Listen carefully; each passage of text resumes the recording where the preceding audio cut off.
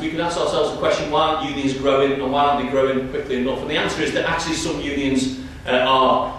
People will note that the TUC did a bit of research last year. We contract membership for 46 TUC unions for the last 10 years. And over the last 10 years, 27 of those 46 unions have grown. 4 of them have grown by more than 10%. That's not to say everything in the garden is rosy or that we've cracked it, but what it does show is that some unions are growing, some unions are winning the case, are winning new members, are growing in the workplace. So what more can we do to grow? Well, I just want to throw in maybe 2 ideas which hopefully will be picked up in the discussion that's going to follow. First of all, in the workplace, I think we have to put a real focus, a renewed focus on workplace organisation and getting people to take on reps and activist roles. And David Lammy talked about that before, but I'm going to talk a little bit in a moment about the vital importance of reps, not only to our members and potential members, but also to employer perceptions of unions. But secondly, beyond the workplace, we have to develop a convincing narrative, if you like, about the difference that unions make, not just to the lives of individual workers, but to the good workplace and good society. And I think it's that convincing narrative that hopefully can underpin the movement that David Lammy talked about just a little bit earlier. So just to take the first of those things, strong workplace organisation, high union density, collective bargaining coverage, but crucially workplace representatives. The TUC later today, actually to coincide with Brendan's remarks, will be publishing a new publication which Alex Bryson again has had a bit of an input in, called The Road to Recovery, which will show absolutely conclusively that for members and non-members alike, it's the presence of a union rep that makes the difference in terms of whether or not they feel the union makes a difference in the workplace, listens to their issues and concerns, and is taken seriously by management. You can strip out everything else. It doesn't matter about fancy communications or the national profile of the union. The single most important factor is workplace reps. And yet we know in a quarter of our unionised workplaces we have no reps at all, and in 40% of our workplaces we only have 1 rep. But union reps don't only make a difference to the perception of members and non-members, they also make a massive difference in the workplace, practically to the work of those workplaces and to employers.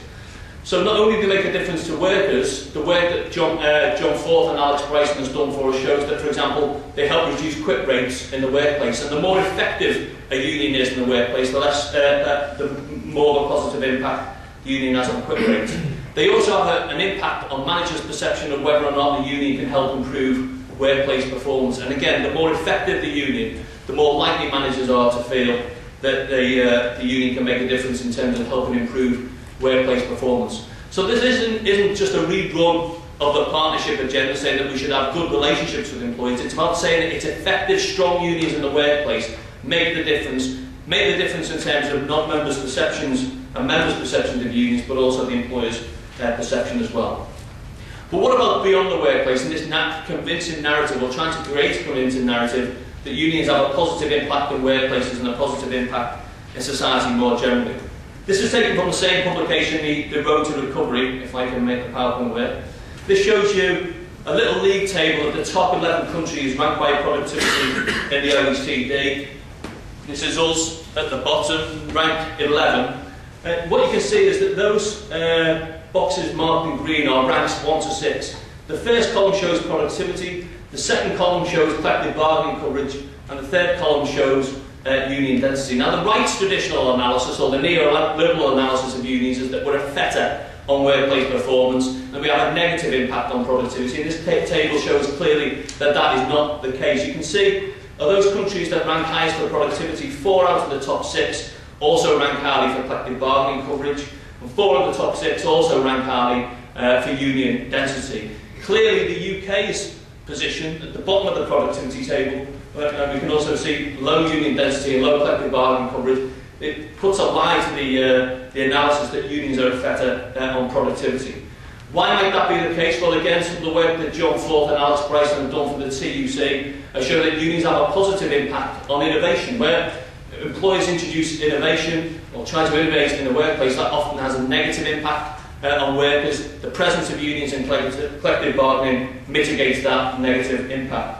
But we also help by resolving workplace conflict as well. This is some work undertaken by Jill Dixon and others at ACAS. It shows you tribunal claims. And you can see, if I highlight this here. He says rather optimistically. The column on the right shows employment tribunal claims per 1,000 employees. Where we have a union voice in the workplace, that's 1.3 per 1,000. That doubles where there's a non-union voice in the workplace, and more than doubles where there's no voice at all. So unions, although they might be associated with conflict and tension in the workplace, actually, what we all know through our own experience, are capable of mitigating the impact of that conflict, resolving issues at a local level, and making sure workplaces work well for the benefit of our members and workers, but also for the benefit of employers. But what about unions more broadly and the contribution they make to society? I just want to show you this, and you'll be relieved to know that this is nearly the last slide. This is a quick take on the Gini coefficient, which measures income inequality. And you can see that the UK is over here on the far right-hand side. It's the first red bar. Out of the 23 countries that perform better than the UK in terms of income inequality, effectively fairer societies, only 4 of them have lower collective bargaining coverage than the UK. And we know that one of the reasons we've seen increases in income inequality over the last 30 years has been the decline of union density and the decline of collective bargaining coverage. And any government that is serious about addressing income inequality and is serious about creating a fairer society and social justice also needs to be thinking seriously about how it promotes trade unions and collective bargaining. And the final thing, just to pick up on one of David Lammy's concluding remarks, actually out there generally, recent headlines notwithstanding, unions have a relatively good press and a good perception amongst the general public at large. We're trusted, brackets, sort of. This is the Mori Veracity Index, which asks the question, would you tell me if you generally trust them to tell the truth or not, of key professions in the UK? Now, invariably doctors, teachers, university professors come out really high on this scale. But what you can see is over the last 30 years, unions have been making a slow but steady progress upwards. This is people's perceptions, effectively, of union leaders. So that in 2008, we were registering +5 on the Mori Veracity Index. To give you some comparison, business leaders scored -41, and politicians scored -63. Cabinet ministers scored even worse, and I can mention that now that David's not here. But effectively, I think this shows that regardless of some of the negative headlines, some of the negative coverage, people do think positively about unions, do think positively about people who represent unions, and we need to think about how we build on that latent support.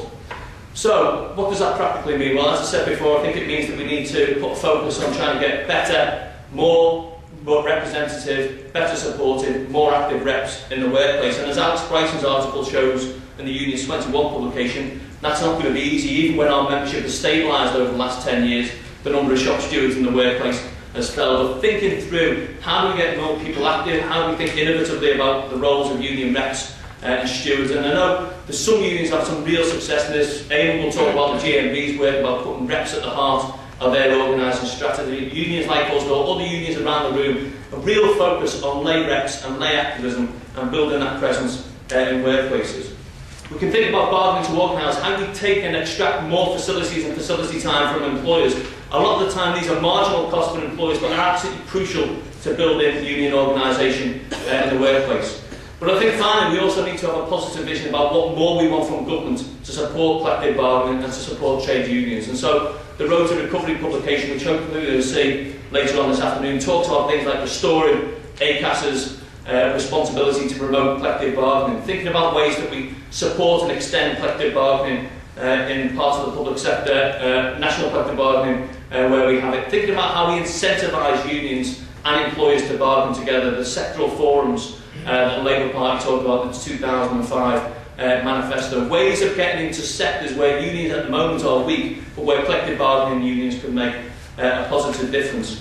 Look forward to hopefully discussing those and other ideas with people as the session concludes. But I started from a point of optimism and I'll conclude from a point of optimism. We know day in, day out the positive work that unions and union reps are responsible for in workplaces up and down the country. I think part of our job now is to go out and sell that story much more widely and promote unions as effectively as we can. Thanks very much for listening.